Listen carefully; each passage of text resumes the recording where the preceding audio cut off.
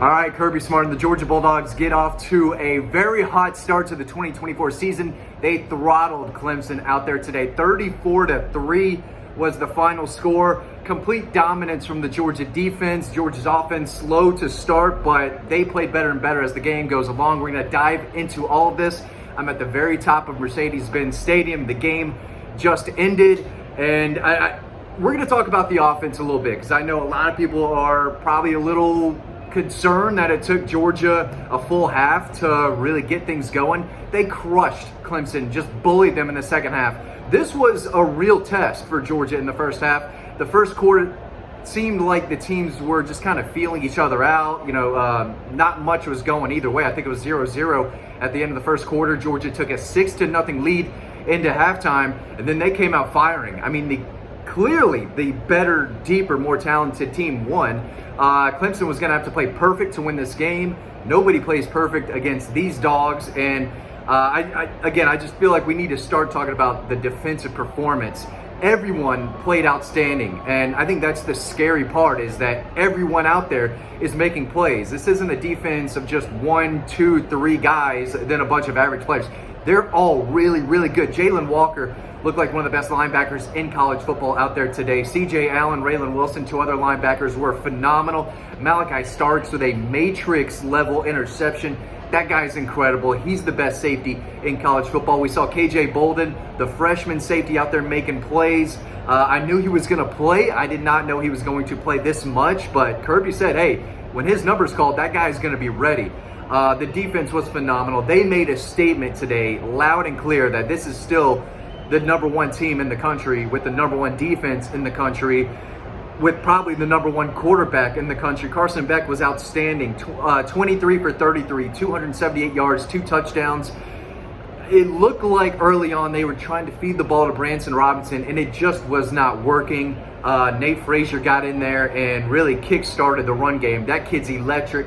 We were telling y'all about him for a long, long time. Told y'all he would play, make an impact. He absolutely did. That kid is special and a guy who should see the ball a lot more this year. They'll get Trevor Etienne back next week and maybe Roderick Robinson back eventually, but just a little tentative, I would say, with Branson Robinson, which is easy to understand. He's coming off an ACL injury. He didn't play it all last year. Just felt like he was thinking and not running. He didn't have a natural feel for the game and what he wanted to do. Didn't seem like the vision was completely there. But Nate Frazier, when he had the ball, good things happened. I thought the playmakers on the outside made plays.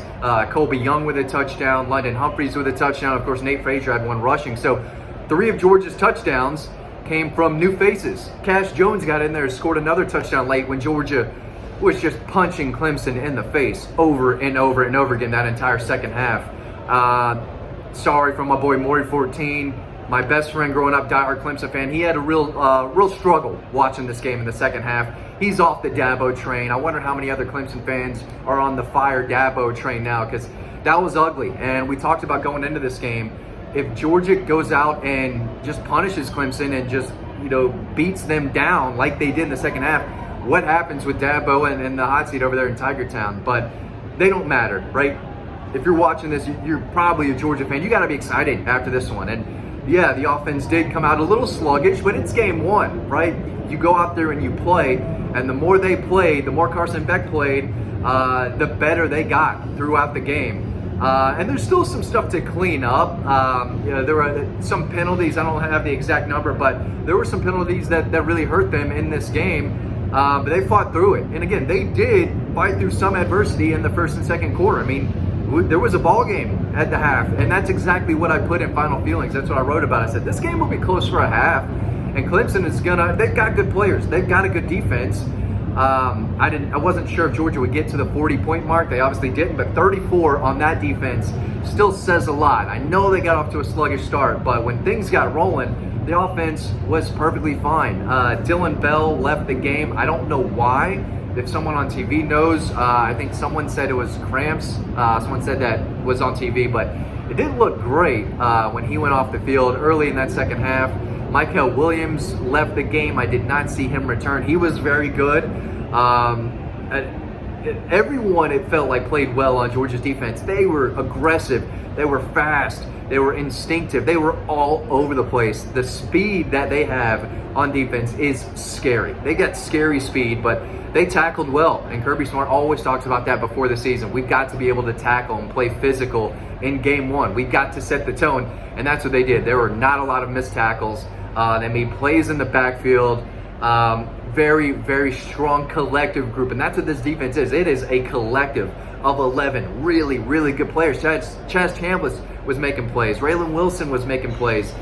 They were getting after it, and they were flying all over the field. KJ Bolden made a big third down stop early in the game, and I think the game was tied.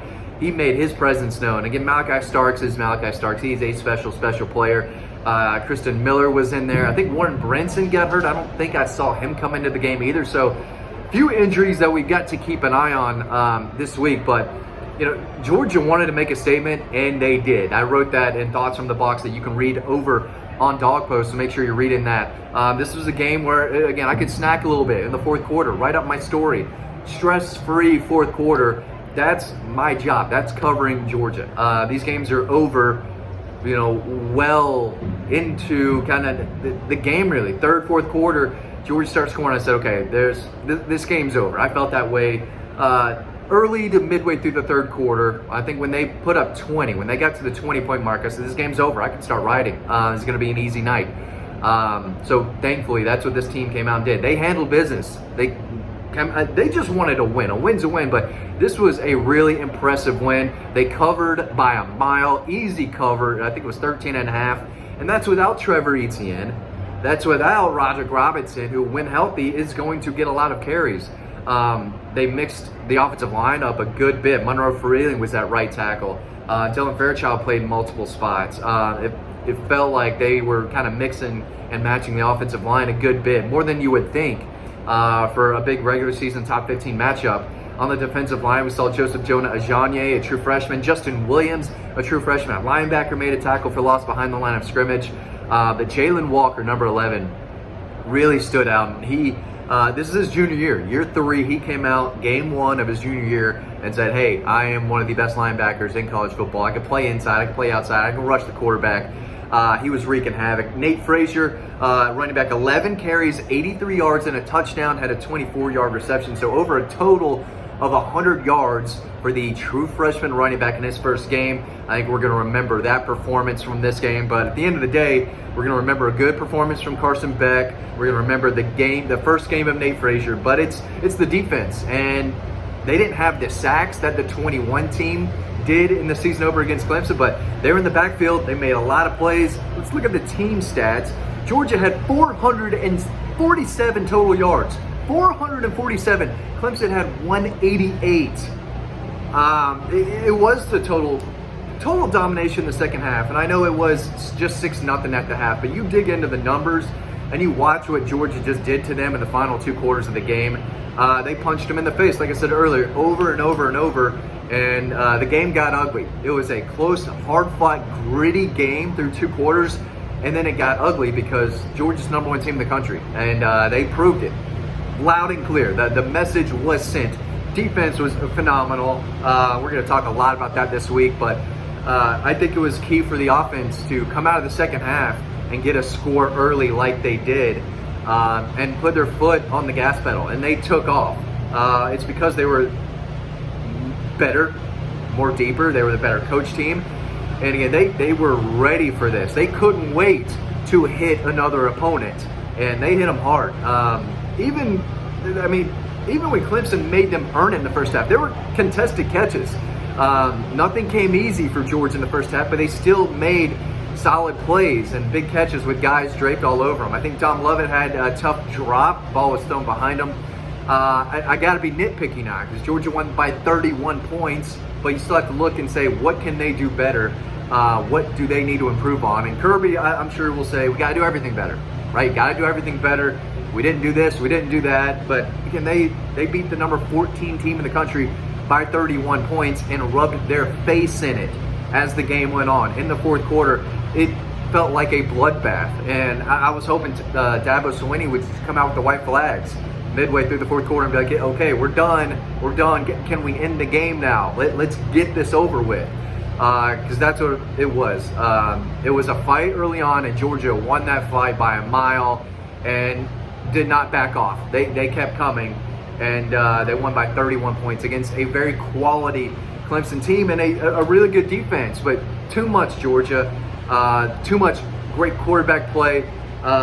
They really played efficient, crisp football. They didn't turn the ball over. And they're only going to get better. This is a very, very strong performance by the #1 team in the country. Again, they bullied them in the second half. We're going to see a lot of that this year. And you can read more about this over on Dawg Post. Make sure you're taking advantage of our newsletter. You can sign up to Dawg Post today. We got a lot more coming. Massive, massive win for the Dogs. #1 team in the country. They went out and they proved it today. Big win in Atlanta over Clemson, 34-3 to kick off the 2024 season. Thanks for watching, and I'll see you on the next video.